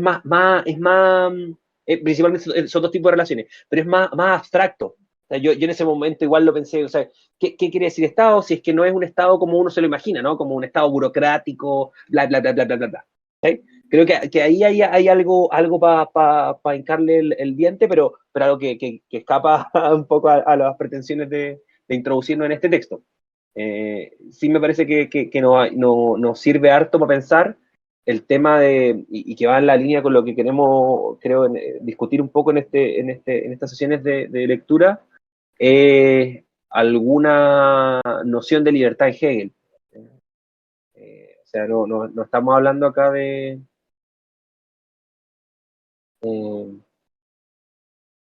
o sea, nos da algunas pinceladas sobre eso, ¿no? Sobre todo, que a mí me parece, para ponerlo en términos muy brutales, es que la libertad no es un atributo individual eh, meramente, ¿no? O no así de buenas a primeras. Ujú. Creo que eso nos puede servir para pensar un poco. Eso, quizás es demasiado Sí, creo que tenemos que pasar al grosero. Ya, pasemos al siguiente. Y ahora se vienen creo que son muy interesantes estos parágrafos, así que los vamos a disfrutar. ya. Vengo yo, ¿no? Sí, Ya, voy a pasar con el 5. A ver, creo que podríamos leerlos completos, así, leer el 5, 6 y 7, y yo creo que con eso igual cumplimos bastante los objetivos de la sesión. Nos queda media ya, hora. ya leamos. Lee el 5, yo leo el 6 y tú lees el 7. Ya, Ya. ya. Entonces, eh, parágrafo quinto. La voluntad contiene alfa, el elemento, o sea, estos parágrafos son básicamente para hacer un contexto general. 5, 6 y 7 son, creo, especifican los momentos de la libertad de Hegel, ¿no? El primero va a ser el momento más negativo, después el segundo, el momento positivo, por decirlo así, de especificación, y el último, la síntesis, ¿ya? Yo sé que es más complejo que eso, pero sirve, ¿cierto?, para pensar. Entonces, vamos a ir viendo cómo, por eso dice, la voluntad contiene alfa en el parágrafo 5, beta en el 6 y ya en el 7 el resultado de todo esto, ¿no? Entonces están muy conectados. Okay. Eh, entonces, la voluntad contiene alfa, el elemento de la pura indeterminación o de la pura reflexión del yo en sí mismo, en el cual es disuelta toda limitación, todo contenido determinado y dado, inmediatamente presente, tenga como origen la naturaleza, las necesidades, los deseos, los instintos o cualquier otra instancia. La infinitud ilimitada de la absoluta abstracción o universalidad, el pensamiento puro de sí mismo. Es decir, está en un elemento en que está completamente abstraído de todo lo que podríamos llamar naturaleza como oposición al sujeto, ¿no? Como de todo, está no sé, en su volada nomás, como que creo que sería como una forma coloquial de decirlo, ¿no? En la voluntad en principio como no determinada por nada, ¿no? Como pura negatividad, como en alguna medida me parece como Pura abstracción. negatividad de todo lo externo, o sea, Claro, puede negar todo. claro, claro. Un yo igual yo. No hay nada que esté entre medio no sé, eh, el yo como fundamento de todo, ¿no? Pero completamente abstraído porque no hay nada más. Eh, Veamos qué dice la observación. Dice, aquellos que consideran el pensamiento como una facultad particular y peculiar, separada de la voluntad, a su vez también una facultad peculiar, y sostienen además que el pensar es desventajoso para la voluntad, especialmente para la buena voluntad, muestran con ello desde un principio que desconocen totalmente la naturaleza de la voluntad. Advertencia que deberá ser hecha aún con bastante frecuencia sobre este tema. Cuando la voluntad se determina de acuerdo con este aspecto de ella que se acaba de especificar, esta posibilidad absoluta de abstraer de toda determinación en la que me encuentre o que yo haya puesto en mí la huida ante todo contenido como ante una limitación, o cuando la representación lo toma por sí como la libertad, se está entonces ante la libertad negativa o la libertad de entendimiento. Este tipo de libertad, lo que viene describiendo hasta ahora, es la libertad del vacío, elevada a una figura real y transformada en pasión, se manifiesta, mientras aún se mantiene en su forma meramente teórica, en el fanatismo religioso de la pura contemplación hindú. Vuelta hacia la realidad, se manifiesta en el fanatismo que, tanto en lo religioso como en lo político, se traduce en la destrucción de todo orden social existente y en la expulsión de todo individuo sospechoso de pretender un orden, así como en la aniquilación de toda organización que quiera resurgir. Solo destruyendo algo tiene esa voluntad negativa el sentimiento de su existencia. Creer, querer, querer una situación positiva, por ejemplo, la igualdad universal o la vida religiosa universal. No, perdón, lo dimos.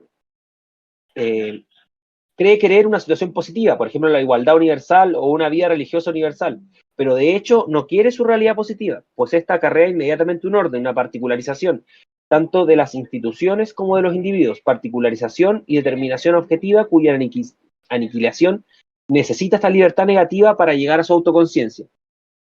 De este modo, lo que ella cree querer solo puede ser por sí una representación abstracta y su realización la furia de la destrucción. Bueno, creo que Con eso Hegel basta. acá está. ¿Mm? Sí, con eso basta. Sí, sí, sí, sí. Y creo que Hegel lo que está un poco también es criticando a quienes se quedan en esta libertad, ¿no? O sea, esto es parte de la libertad, es un momento de la libertad, pero no es todo. Hay gente que, pero así más hay posiciones que para la libertad es esto, como esa posibilidad de abstraerte, ¿cierto? O sea, tú, por ejemplo, como esclavo, estás encadenado, pero tú, como tu cabeza puede volar fuera de ese lugar, eso es tu libertad. A mí Esa, me esa, encanta que es un momento del concepto, pero además tiene su realización. O sea, aquí veo en el agregado, de un modo más concreto aparece esta forma en el fanatismo activo de la vida política y religiosa. A ella corresponde, por ejemplo, el periodo del terror en la Revolución Francesa, en el que se debía eliminar toda diferencia basada en el talento de la autoría. Eh, ahí claro, claro, plantaron un arbolito por la Revolución Francesa y todo lo que queráis, pero yo dudo mucho que Hegel hubiese sentido cómodo dentro del periodo del terror, o sea. claro, Eh, claro. Pero en el fondo eh, es un momento lógico y un momento histórico también de comprender la libertad, ¿no? Como ambas cosas. O sí, no sé si histórico, pero tiene raíces así comprende la libertad este tipo de personas en este tipo de weas. se realiza, o sea, es realizable, Claro, claro, es claro, analítica. claro, claro. Sí, Sí. está bueno, está Ah, bueno, está bueno. Leo el eh, 6. ya, ya, sí. Ya, parágrafo 6, beta. El yo es igualmente el tránsito de la indeterminación indiferenciada a la diferenciación, al determinar y poner una determinación en la forma de un contenido y un objeto. Este contenido puede tanto ser dado por la naturaleza como producido a partir del concepto del espíritu. Por medio de este, ponerse a sí mismo como un determinado en el yo, en la existencia, entra el yo en la existencia. es el momento absoluto de la finitud o particularización del yo. Observación, este segundo momento de la determinación es, al igual que el primero, negatividad y eliminación. Es la eliminación de la primera negatividad abstracta. Así como lo particular está incluido en lo universal, del mismo modo, este segundo momento está ya incluido en el primero y es solo un poner lo que el primero ya es en sí. El primer momento, como primero por sí, no es la verdadera infinitud o universalidad concreta, es decir, el concepto, sino solo algo determinado, eh, algo determinado unilateral. Justamente por ser la abstracción de toda determinación, no es el mismo sin determinación. El ser abstracto el ser abstracto y unilateral constituye su determinación, su carencia y su finitud. Uh, la diferenciación y determinación de los dos momentos citados se encuentran en la filosofía de Fichte, como también la de Kant, etc. Solo que, para permanecer dentro de la exposición de Fichte, el yo, en cuanto ilimitado, en la primera proposición de la doctrina de la ciencia, está tomado como algo meramente positivo. De ese modo, es la universalidad e identidad del entendimiento, con lo que ese yo abstracto sería por sí lo verdadero y la limitación, lo negativo, aparecerá como un agregado ulterior, en la segunda proposición, como un límite exterior dado o como actividad propia del yo. El paso siguiente que debía dar la filosofía especulativa era aprender la negatividad inmanente de lo universal o idéntico, al igual que en el yo. No pueden vislumbrar esta necesidad quienes ni siquiera captan como Fichte el dualismo de infinitud y finitud en su inmanencia y abstracción. A ver, el agregado es cortito, así que este segundo momento aparece como el contrapuesto. Ya es mucho más sencillo. Debe ser aprehendido de un modo universal. Pertenece a la libertad, pero no constituye la totalidad de la libertad. El yo pasa aquí de la indeterminación indiferenciada a la diferenciación, a poner una determinación en la forma de un contenido y un objeto. No solamente quiero, sino que quiero algo. Una voluntad que, como la expuesta en el parágrafo anterior, solo quiere lo universal abstracto, no quiere nada, no es por lo tanto una voluntad. Lo particular que quiere la voluntad es una limitación, pues para ser tal, la voluntad debe en general limitarse. El hecho de que la voluntad quiera algo constituye el límite, la negación. La particularización es pues lo que corrientemente se llama finitud. Por lo común, la reflexión considera que el primer momento, lo indeterminado, es lo absoluto y lo más elevado, mientras que lo limitado es una mera negación de aquella indeterminación. Pero esta indeterminación es ella misma una negación frente a lo determinado, frente a lo finito. El yo es esa soledad y absoluta negación. La voluntad indeterminada es por consiguiente tan unilateral como la que meramente permanece en la determinación. Ok, ok. Bueno, nos deja claro en la última parte que ninguna de las dos voluntades es satisfactoria, ¿no? Como concepto. Claro. Mm, eh, Yo quisiera decir un puntito, no sé si, pero dale tú si quieres partir. no, dale tú, estoy un poco confundido.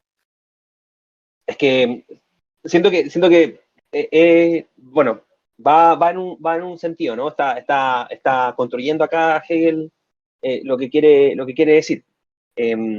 Y lo que va a usar, creo, en todo momento después. Pero me parece que ya fue claro en señalar, ¿cierto?, que la libertad o la voluntad tenía esta posibilidad de abstraerse de todo, y en eso hay un valor, sin duda, y por eso ha sido también tan utilizada esa comprensión de la libertad. De hecho, acá mismo también lo señala, ¿no? Pero Hegel creo que lo considera como un momento, a ver, el decir negativo o positivo siento que cambia de acuerdo al ejemplo que pongamos o a cómo lo pensemos, pero eh, creo que Hegel, a diferencia, por ejemplo, de lo que decía de Fichte, mira ese primer momento de abstracción como una suerte de negatividad, que en esa abstracción y no ser concreto se ve a sí mismo esa su limitación, ¿cierto? Y que no quiere nada, no te permite querer nada. Entonces, tiene que enfrentarse a eso, a lo positivo, para querer algo, limitarse. Otras versiones una versión distinta de este mismo cuento sería lo positivo en mí es mi posibilidad de ser cualquier cosa o de imaginar cualquier cosa y me enfrento ante una limitación como algo negativo, como negativo en contra de mi voluntad.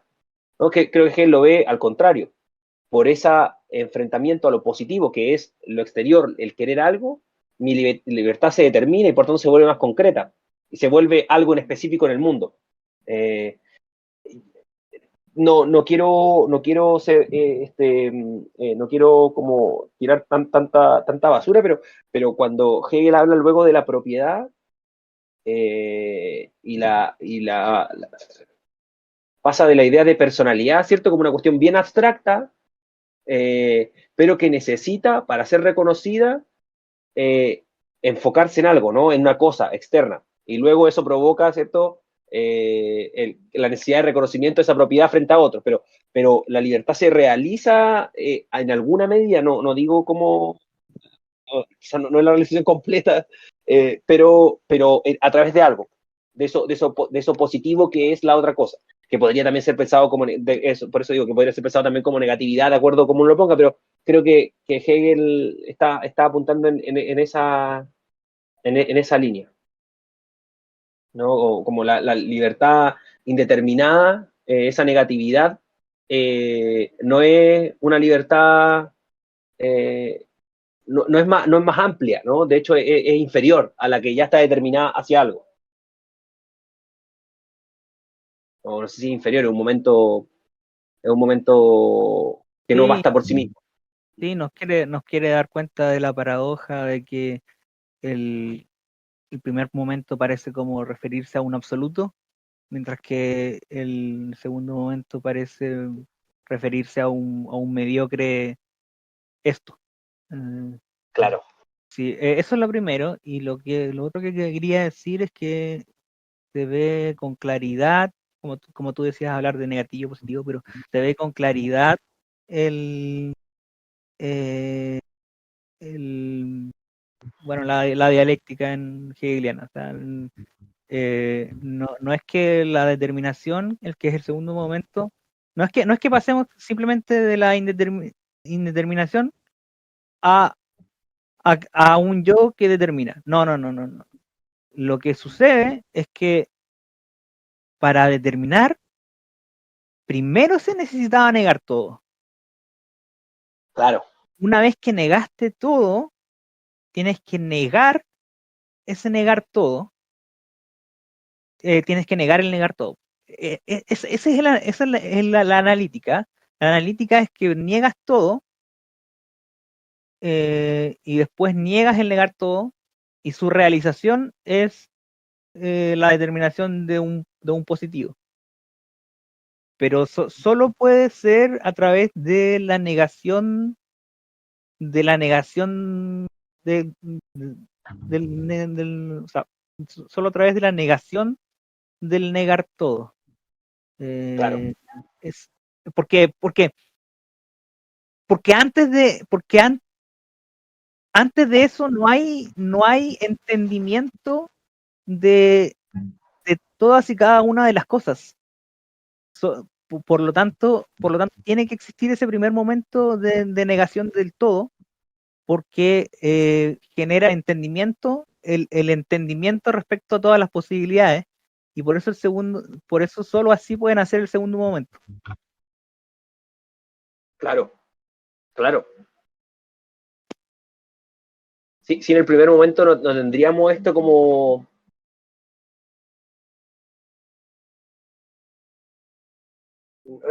Claro, es que sin ninguno hay voluntad, ¿no? Pero sí, te entiendo sigo el Yo razonamiento. creo que aquí no hay voluntad porque, porque es un mero momento histórico. Entonces, lo primero era el universal abstracto, este es este es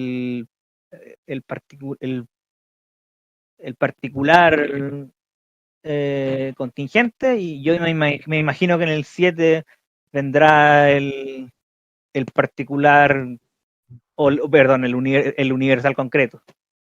me imagino. Claro.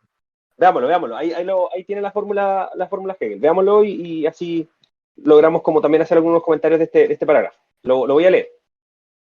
Ya. Ya. Séptimo, parágrafo séptimo. La voluntad es la unidad de estos dos momentos. Es decir, la particularidad reflejada en sí misma y por ello reconducida a la universalidad, la individualidad. Es decir, la particularidad reflejada en sí misma, es decir, se particularizó y después se refleja en sí misma y por ello reconducida a la universalidad, la individualidad. Ella es la autodeterminación del yo de ponerse como lo negativo de sí mismo, es decir, de ponerse como determinado, limitado, y al mismo tiempo permanecer consigo, o sea, en su identidad consigo y universalidad, y en la determinación unirse solo consigo mismo. El yo se determina en cuanto es la relación de la negatividad consigo misma. Como tal relación consigo, es al mismo tiempo indiferente frente a la determinación. La conoce como suya e ideal, como una mera posibilidad a la que no está sujeto, sino que permanece en ella porque él mismo se pone en esa posibilidad. Esta es la libertad de la voluntad, que constituye su concepto y sustancialidad, su peso, tal como el peso constituye la sustancialidad del cuerpo. Voy a pasar a la observación. Toda conciencia, toda Auto. autoconciencia, perdón, se sabe como universal, como la posibilidad de abstraer de todo lo determinado, es decir, parágrafo 6, y al mismo tiempo como particular, con un fin, un contenido y un objeto determinado, parágrafo 5 y parágrafo 6. Pero estos dos momentos son solo abstracciones. Lo concreto y lo verdadero, y todo lo verdadero es concreto, es la universalidad, a la que se opone lo particular, que sin embargo, por medio de su reflexión en sí, concuerda con lo universal. Esta unidad es la individualidad, pero no en su inmediatez como uno que se presenta en la representación, sino según su concepto. O mejor dicho, esta individualidad no es otra cosa que el concepto mismo. Los dos primeros momentos, que la voluntad puede abstraer de todo y que es también determinada por sí misma o por el otro, son fáciles de aceptar y comprender, porque son momentos del entendimiento, por sí no verdaderos. Al tercero, en cambio, al verdadero y especulativo, y todo lo verdadero en la medida en que es concebido solo puede ser pensado de modo especulativo, no dará su consentimiento al entendimiento, que siempre llama al concepto lo inconcebible. La demostración y análisis más detallado de este punto íntimo de la especulación, de la infinitud como negatividad que se relaciona consigo misma, de esta fuente última de toda actividad, vida y conciencia, pertenece a la lógica, en su carácter de filosofía puramente especulativa. Aquí solo puede señalarse que, si bien cuando se dice la voluntad es universal, la voluntad se determina, se expresa la voluntad como sujeto propuesto o sustrato. Ella no es, sin embargo, algo concluido y universal. Ella no es, sin embargo, algo concluido y universal antes de su determinación y de la superación e idealidad de esa determinación, sino que es como esa actividad, sino solo es voluntad como esa actividad que media en sí misma y como retorno a sí. El agregado es cortito. Lo que propiamente llamamos voluntad contiene en su interior los dos momentos precedentes. En un primer momento, el yo es, en cuanto tal, pura actividad, la universalidad que permanece consigo misma. Pero esta universalidad se determina y al hacerlo no queda consigo, sino que se pone como otro y deja de ser universal. Lo tercero es ahora que en su limitación en ese otro esté consigo misma, que al determinarse permanezca sin embargo consigo y no deje de mantenerse el universal. Este es el concepto concreto de la libertad, mientras que los dos momentos precedentes se han manifestado enteramente abstractos y unilaterales. Esta libertad la tenemos ya en la forma del sentimiento, por ejemplo en la amistad y el amor. En estos casos el hombre no está unilateralmente dentro de sí, sino que se limita gustoso en relación con otro, pero en esta limitación se sabe como sí mismo. En la determinación el hombre no debe sentirse determinado, sino que solo al considerar al otro como otro se tiene sentimiento de sí mismo. La libertad no radica, por lo tanto, en la indeterminación ni en la determinación. Ella es ambas. La voluntad que se limita únicamente a un esto es la voluntad del obstinado, que cree ser libre si no tiene esa voluntad. Pero la voluntad no está atada a algo limitado, sino que debe ir más allá, pues la naturaleza de la voluntad no es unilateralidad y esa dependencia, sino que la libertad es querer algo determinado y en esa determinación permanecer consigo y retornar nuevamente a lo universal. Perfecto, perfecto, perfecto.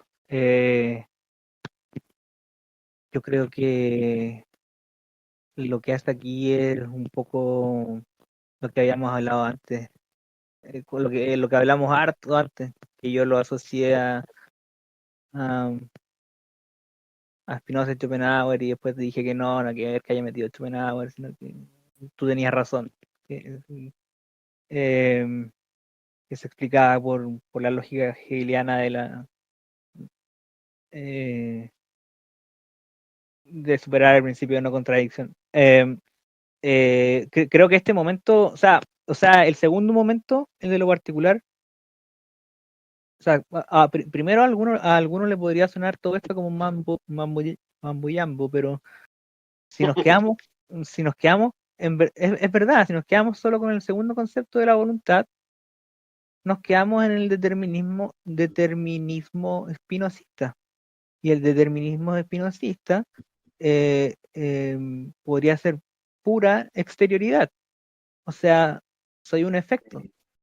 Cada vez que determino algo afuera, me transformo en esa otra cosa. Soy pura exterioridad y soy el efecto de una causa. Pura y simplemente el efecto de una causa. Nosotros por pura intuición racional o algún sentido de misticismo entendemos que eso no es así. Que, que cuando, que cuando determinamos cosas, seguimos siendo yo. Claro. Eh, no somos no somos una exterioridad que está determinada. Somos, podemos, determinamos y no quedamos determinados, sino que determinamos y podemos seguir determinando.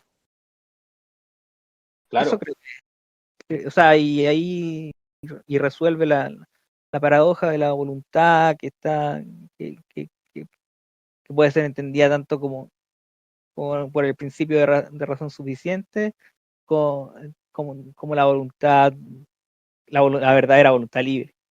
Pero bueno, Sí, po. Claro. Claro, creo que Hegel resuelve eso a través de o está discutiendo con eso, en el fondo. Sí, Hegel era también lector de Spinoza, entonces está discutiendo con eso. Eh, y me parece que está bien conceptualizado, como que me parece que es una buena, es una buena comprensión de la libertad, ¿no? No como uno ni lo otro, sino como esas dos cosas al mismo momento, ¿no? Eso es lo que hay en concreto. Esa ah, posibilidad de no perderse en lo particular, como tú decías, no ser pura exterioridad. exacto, exacto. Sí, creo que eso, esto un poco da pie también para pensar el resto de la obra, ¿no? Que si en el fondo, eh, el de, a ver, la ciencia filosófica del derecho tiene como objeto la idea de derecho, eh, y en ese mismo movimiento la idea de libertad, lo que va a tratarse esta obra es de cómo pensar el concepto de libertad y cómo se realiza la libertad en el mundo. Entonces, Creo eh, que, creo que en una de esas nos quede pendiente una interpretación política de todo esto, ¿no? mm, O sea, qué cosa es el Estado. Si para él, ya que este grupo nació como político, si para él el sí, Estado es un Estado liberal, o, u otra cosa. sí, Sí, sí, sí, sí, sí. Sí, creo que sería bueno. Mira, yo creo que podría tratar de proponer algo así, pero tendría cuando termine el curso, podría presentar algo, quizás un escrito o una pequeña propuesta de Sí, lectura. no hay prisa, no hay prisa. Ya. Entonces, con esto vamos por cerrar el pequeño ciclo de lectura sobre la filosofía del derecho de Hegel. Quizás a la espera de en algún otro momento retomar el texto en una perspectiva más política, pero creo que pudimos abarcar primero, en la primera sesión, el tema de el prólogo a la obra, que da cuenta de la intención general que tenía Hegel con esta obra, y esta segunda sesión, aspectos más específicos acerca de lo que trata la ciencia filosófica del derecho y la idea de libertad, voluntad en Hegel. Participamos tanto quien habla como Sora y con eso podemos dar por finalizado este pequeño ciclo. Sería todo. Muchas gracias.